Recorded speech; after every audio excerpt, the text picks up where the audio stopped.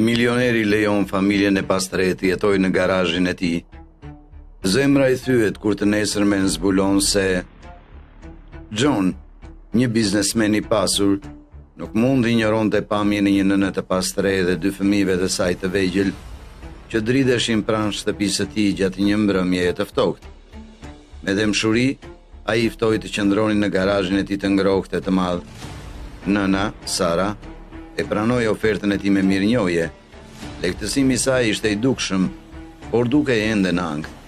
Atë natë, i paft për të fjetur, Robert luftoi me dyshimet për vendimet e tij.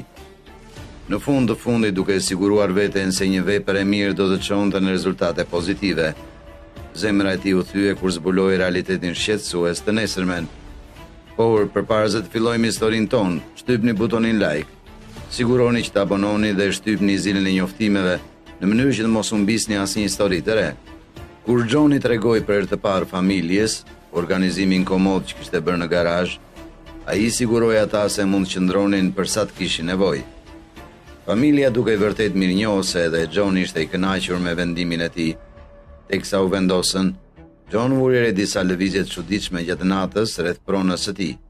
Por i odhi poshtë pasi familja po rehatoi në shtëpinë e tyre të re të përkohshme. Ai u përpoq të shpërfillte ndjenjën e ankthit,